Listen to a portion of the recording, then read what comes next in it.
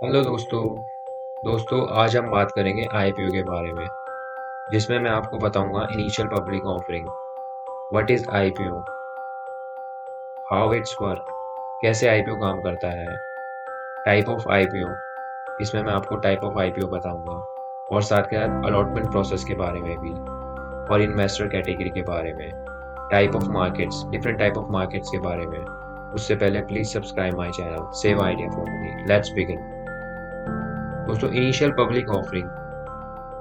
दोस्तों, जब भी कोई प्राइवेट कंपनी अपने शेयर्स पब्लिक में यानी जनरल पब्लिक में अपने शेयर्स को बेचती है तो उसे आईपीओ बोलते हैं। मतलब IPO a kind of process जिसमें कोई भी प्राइवेट कंपनी अपने शेयर जनरल पब्लिक में बेच देती है। अब हम जान लेते हैं हाउ इट वर्क्स, कैसे आईपीओ काम करता है। इसको मैं आपको ग्लैंड फार्मा के एग्जांपल से समझाऊंगा। दोस्तों, ग्लैंड फार्मा एक फार्मास्यूटिकल कंपनी है जिसे अपनी मैन्युफैक्चरिंग यूनिट बनाने के लिए काफ़ी ज़्यादा फंड की ज़रूरत पड़ी, तो ग्लैंड फार्मा ने अपना आईपीओ लॉन्च कर दिया जो कि 6,479 करोड़ का था एट प्राइस ऑफ 1490 से 1500 रुपये पर। और इस प्राइस पर पब्लिक ने ये शेयर ले लिए और ग्लैंड फार्मा को पैसा मिल गया। Why companies need so much money, companies को क्यों ज़रूरत होती है इतने ज़्यादा पैसों की। दोस्तों, बेसिकली जो कंपनियां होती हैं उनको अपने एक्सपेंशन के लिए, ग्लोबली एक्सपेंशन के लिए पैसों की बहुत ज़रूरत होती है, like in case of gland pharma. दूसरा रीज़न होता है डेट। दोस्तों, जो बड़ी बड़ी कंपनियां होती हैं या फिर जो प्राइवेट कंपनी है उनके ऊपर डेट होता है उसको रिड्यूस करने के लिए। थर्ड होता है ब्रांड इक्विटी को बढ़ाने के लिए, ब्रांड बिल्डिंग करने के लिए। फोर्थ होता है प्रोडक्ट एंड सर्विसेज के लिए। दोस्तों, रेड हेरिंग प्रोस्पेक्टस। दोस्तों, जो रेड हेरिंग प्रोस्पेक्टस है, बेसिकली हमें रेड हेरिंग प्रोस्पेक्टस से काफ़ी चीज़ें पता चलती हैं किसी भी कंपनी के बारे में जानने के लिए। दोस्तों, इससे हम जानते हैं उसके फंडामेंटल्स, उसके फाइनेंशियल स्टेटमेंट्स, उसके फाइनेंशियल डिटेल्स जैसे कि capital structures, promoter and management details, financial statements और साथ के साथ फाइनेंशियल डेटा भी। ये सब आप रेड हेरिंग प्रोस्पेक्टस से ले सकते हो। दोस्तों, ये सारा डेटा सेबी अपनी साइट्स पर अपलोड करके रखती है, जैसे कि एक गिवन साइट्स है। Type of IPO. दोस्तों, दो टाइप के आईपीओ होते हैं। पहला, फिक्स प्राइस आईपीओ। दोस्तों, जो फिक्स प्राइस आईपीओ होते हैं, बेसिकली उसमें क्या होता है, जो प्राइवेट कंपनीज होती हैं वो बैंक्स के साथ मिलकर एक फिक्स प्राइस इशू करती हैं शेयर्स का, और फिर उस फिक्स प्राइस पर उन शेयर्स को पब्लिक को दे दिया जाता है। तो ये होता है फिक्स प्राइस इशू। जो दूसरा टाइप ऑफ आईपीओ है वो है बुक बिल्डिंग इशू। दोस्तों, जो बुक बिल्डिंग इशू होता है, बेसिकली वो भी इसी की तरह ही होता है, बट डिफरेंस होता है उसमें कंपनीज बैंक्स के साथ मिलकर एक प्राइस बैंड फिक्स करती हैं और फिर उस प्राइस बैंड पर ही बिड लगती है। पब्लिक उस प्राइस बैंड पर बिड लगाती है और शेयर्स का अलॉटमेंट उस प्राइस बैंड की बिड के अकॉर्डिंग ही होता है, जैसे कि in case of gland pharma में हुआ था। 1490 से 1500 रुपये के रेट पर बिड लगी थी पब्लिक की। अब जान लेते हैं allotment process and investor category के बारे में। उससे पहले टाइप ऑफ आईपीओ इन्वेस्टर्स। दोस्तों, 3 टाइप ऑफ आईपीओ इन्वेस्टर्स होते हैं। क्वालिफाइड इंस्टीट्यूशनल बायर्स, जिनको हम क्यूआईबी भी बोलते हैं। सेकंड, इंस्टीट्यूशनल इन्वेस्टर्स, जिनको हम हाई नेटवर्थ इन्वेस्टर्स भी बोलते हैं। और तीसरा होता है रिटेल इन्वेस्टर्स। अभी जान लेते हैं क्वालिफाइड इंस्टीट्यूशनल इन्वेस्टर्स या फिर क्वालिफाइड इंस्टीट्यूशनल बायर्स। दोस्तों, जो क्वालिफाइड इंस्टीट्यूशनल बायर्स होते हैं वो बेसिकली बड़ी बड़ी कंपनीज होती हैं जो कि अपने इन्वेस्टमेंट पोर्टफोलियो के लिए बाय करती हैं। दोस्तों ये कंपनी बहुत बड़े लेवल पे बाय करती हैं।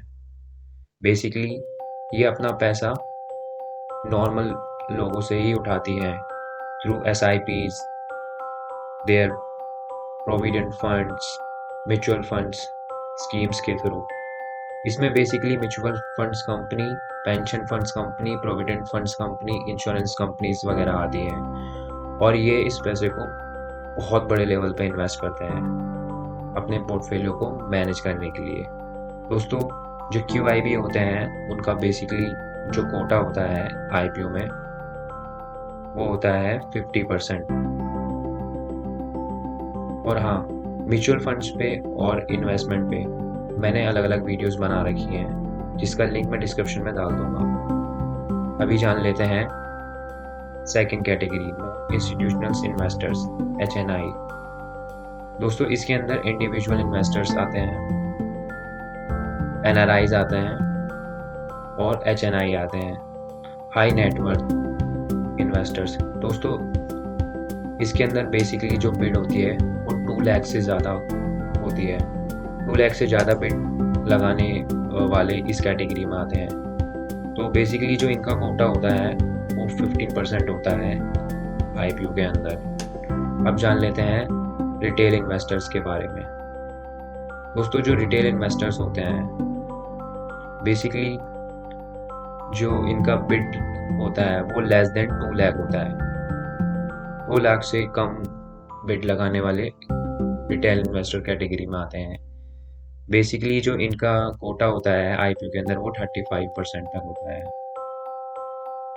अब जान लेते हैं अलॉटमेंट प्रोसेस के बारे में, कैसे अलॉटमेंट प्रोसेस होता है IPO के अंदर। दोस्तों जो इन्वेस्टिंग है IPO के अंदर वो हम नॉर्मल इन्वेस्टिंग की तरह नहीं कर सकते। इसमें हम 1 शेयर 2 शेयर नहीं खरीदते, इसमें हमें लॉट के साइज में शेयर्स को खरीदना पड़ता है। अभी मैं आपको एक एग्जांपल से बताता हूँ। दोस्तों जो ग्लैंड फार्मा है उसका जो 1 शेयर का प्राइस है वो 1490 से 1500 रुपये है और उसके एक लॉट में 10 शेयर्स हैं। तो अगर किसी बंदे को 100 शेयर्स बाय करने हैं तो उसको 1,49,000 या फिर 1.5 लाख तक का अमाउंट देना होगा, तो वो रिटेल इन्वेस्टिंग में आएगा। और अगर 2 लाख से ज़्यादा का इन्वेस्टमेंट करेगा तो वो सेकंड कैटेगरी में आएगा। अब मैं बताता हूँ ओवर सब्सक्राइब के बारे में। दोस्तों इसको भी हम ग्लैंड फार्मा के एग्जांपल से ही जानेंगे। दोस्तों मान लिया अगर 2 लाख शेयर्स रिटेल इन्वेस्टर्स के लिए फिक्स्ड हैं और बिड जो है वो मोर देन 2 lakhs यानी मान लिया 4 लाख शेयर्स की आती है, तो इसका मतलब हुआ कि जो IPO है वो 2 टाइम्स सब्सक्राइब्ड हुआ। अब इसमें हम कैसे जानेंगे कि उनका अलॉटमेंट हमें मिलेगा। दोस्तों सेबी के अपने ही रूल होते हैं, वो उसको इक्वली डिस्ट्रीब्यूट कर देगा। और हाँ, अगर जो IPO है वो ज़्यादा सब्सक्राइब होता है तो उसको फिर लॉटरी सिस्टम के थ्रू किया जाता है।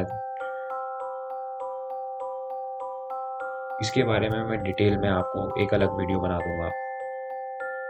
अभी जान लेते हैं टाइप ऑफ मार्केट। दोस्तों 3 टाइप की मार्केट होती है। फर्स्ट होती है प्राइमरी मार्केट, जिसे न्यू सिक्योरिटी लाइक IPO, जिसमें बेसिकली जो प्राइवेट कंपनीज होती हैं वो बेसिकली बैंक्स के साथ मिलकर अपना IPO मार्केट में लॉन्च कर देते हैं और डायरेक्टली पब्लिक फिर उसकी ऑनर बन जाती है और कंपनी को फंड मिल जाता है पब्लिक से। दोस्तों दूसरा होता है सेकेंडरी मार्केट, जो कि सिक्योरिटी एक्सचेंज है, जिसका एक बेस्ट एग्जांपल है स्टॉक एक्सचेंज। दोस्तों स्टॉक एक्सचेंज बेसिकली यहाँ पर बायर्स एंड सेलर्स आपस में शेयर्स खरीदते हैं और बेचते हैं एट BSE एंड NSE पर with the help of brokers. और थर्ड होती है हमारी ग्रे मार्केट, जिसे हम डब्बा बाजार भी कहते हैं, और ये बेसिकली इलीगल मार्केट्स होती है। दोस्तों बेसिकली ग्रे मार्केट में क्या होता है, ये कॉन्ट्रैक्टर की थ्रू होती है। इसके अंदर शेयर्स का बाय एंड सेल्स किसी एक पर्टिकुलर कॉन्ट्रैक्टर के थ्रू होता है, जो कि इलीगल होती है। बट ग्रे मार्केट से हमें बेसिकली किसी भी आईपीओ की डिमांड्स के बारे में पता चलता है, उसके प्रीमियम के बारे में पता चलता है। सो दोस्तों, मैं ऐसी वीडियो बनाता रहूँगा। अगर आपको मेरी वीडियो पसंद आई हो, प्लीज़ लाइक माई वीडियो, और अगर आपको कुछ वैल्यू मेरी वीडियो में लगी हो तो please share my video and comment करें मेरे को नेक्स्ट वीडियो बनाने के लिए कि मैं किस टॉपिक पे नेक्स्ट वीडियो बनाऊं। And please subscribe my channel, press bell icon, save idea for money, और आप मेरे दिए हुए नंबर पर आप मुझे कांटेक्ट कर सकते हैं। Thanks for watching.